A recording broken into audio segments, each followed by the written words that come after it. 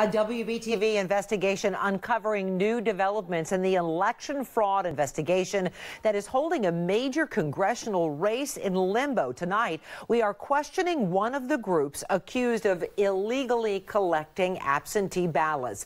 And this comes as the leads of both political parties, leaders, I should say, are calling for a new election between Dan McCready and Mark Harris. And our chief investigative reporter, Nick Oxner, took his questions straight to the North Carolina Democratic Party's chair today in Raleigh, which is where he joins us now with more. Yeah, Paul Maureen, we first told you last week about a group called the Bladen County Improvement Association, PAC. We know it's been funded, at least in part, by the state Democratic Party. We also know two people paid by that PAC had witnessed more than 100 absentee ballots in this year's election, some in ways that potentially violated the law. Well, today, when I went to a press conference in Raleigh to ask the chairman of the Democratic Party about that, he still was short on explanations. From what we know, the Bladen County Improvement Association has done lawful work in the community and has ensured that vulnerable populations have the opportunity to make their voices heard. That's what North Carolina Democratic Party Chairman Wayne Goodwin said at a press conference Tuesday when asked about the party's ties to the Bladen County Improvement Association PAC. There are people on the record saying, one, people paid by the Improvement Association PAC witnessed a ballot when they weren't in the home. Two, they took custody of ballots. And three, a third voter whose ballot was witnessed by someone paid by the PAC told Politico that that employee went in and filled out their ballot however they wanted to on his behalf and cast it. At least two of those things are crimes. Would you say that is also wrong? Well, we need to know more information. I mean, I'm just hearing about this for the first time from you. We've been asking for you to comment on it for a week.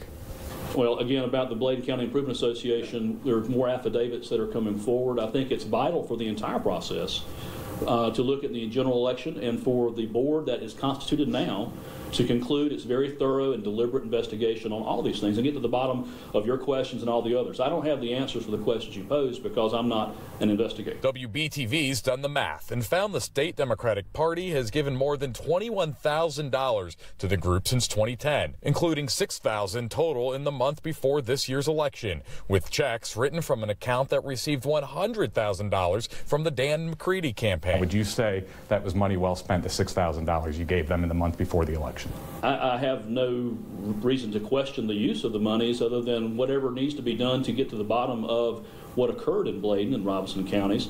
We need to learn about what happened. I mean, I don't know the answer to your question. For the 2018 cycle, the Bladen County Improvement Association was not involved in promoting absentee ballots. Irving Joyner is a law professor and attorney for the Bladen County Improvement Association.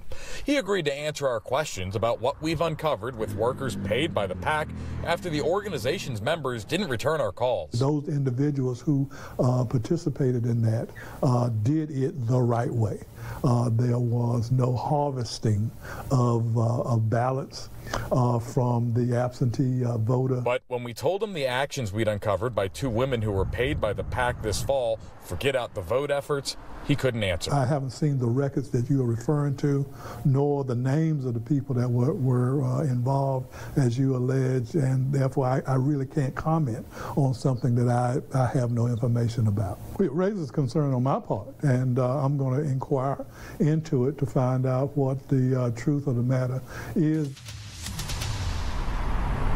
Now, ultimately, the fate of a new election in the 9th Congressional District would be in the hands of the State Board of Elections. We know right now they have scheduled an evidentiary hearing by December 21st. We learned last night that date could be pushed back. No word on whether or not that'll happen, though, as of yet. For now, reporting live in Raleigh, Nick Oxner, WBTV, on your side. All right, Nick, thank you. Tonight, members of the North Carolina Republican Party say new allegations of fraud are grounds for a new election. The new allegations of fraud surround an affidavit that says the county's early voting totals were tallied and shared improperly, potentially giving an advantage to political campaigns with Election Day get-out-the-vote strategies. NC GOP Executive Director Dallas Woodhouse spoke out about this just 90 minutes ago. Should the early voting numbers have been leaked out by election officials, that is a fundamental unfairness in this election. We are pretty certain that happened, and if it is confirmed, a new election is appropriate.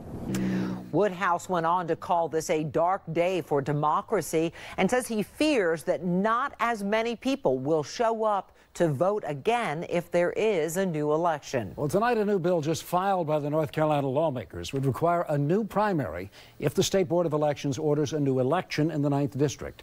That was unveiled late today. The proposal would also keep the current board in place to investigate absentee ballot irregularities in the 9th Congressional District until the probe finishes.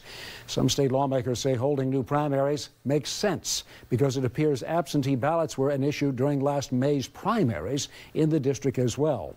Stay with WBT.